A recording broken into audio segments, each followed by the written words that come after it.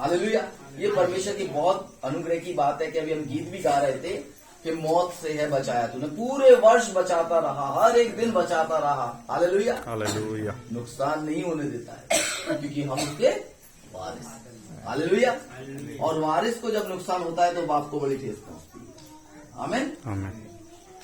सफलता के लिए परमेश्वर के पास एक ही तरीका है। अगर तुम सफल होना चाहते हो नेक्स्ट वर्ष में भी, अगर दूसरे वर्ष में जब तुम प्रवेश कर रहे हो तो उसमें भी अगर तुम बहुत ज्यादा सफलता को पाना चाहते हो, बहुत ज्यादा बहुतायत के कार्य को, प्रभु के कार्य को अपने जीवन में देखना चाहते हो, तो उसका सिर्फ एक ही तरीका है और उस तरीके का नाम है आज्ञाकारिता।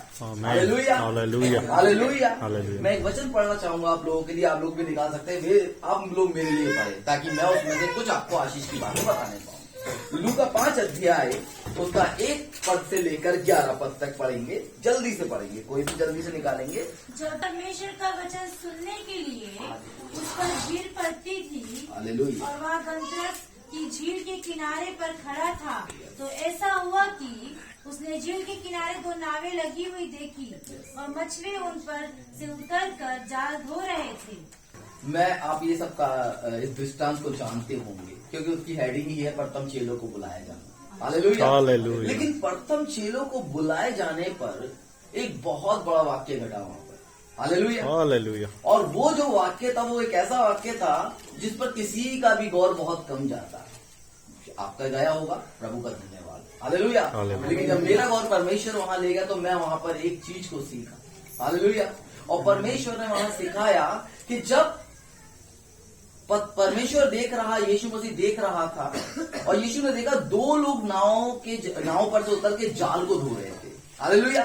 लिखा है कि उसने झील के किनारे 2 नावें लगी हुई देखी और मछुए उन पर से उतर के जाल धो रहे थे। कितने लोग धो रहे थे? 2 लोग धो रहे थे। लेकिन बुलाया कितनों को गया? हालेलुया। एक व्यक्ति को बुलाया गया जिसका नाम शमौन था। हालेलुया। मैं बताना चाहता हूं मेरे प्रियो आपको कि जब शमौन को बुलाया गया तो वो रुका नहीं। हालेलुया। कई बार हमें परमेश्वर आज्ञाकारिता में लाने के लिए हमें कई सारी बातों को देता है, कई सारे वचनों को देता है, लेकिन तब भी हम उन वचनों को अपने जीवन में ग्रहण ना करते हुए उसकी अनाज्ञाकारिता करते हैं और अनाज्ञाकारिता का परिणाम हम सब जानते हैं। हालेलुया। अनाज्ञाकारिता के परिणाम यही था कि हम सब लोग उसकी महिमा से रहित थे, लेकिन फिर भी हमारे पास एक आशा अब है और वो प्रभु यीशु मसीह। हालेलुया। हालेलुया। पतरस क्या था? सिर्फ एक मछुआरा था। एक मछुआरा था।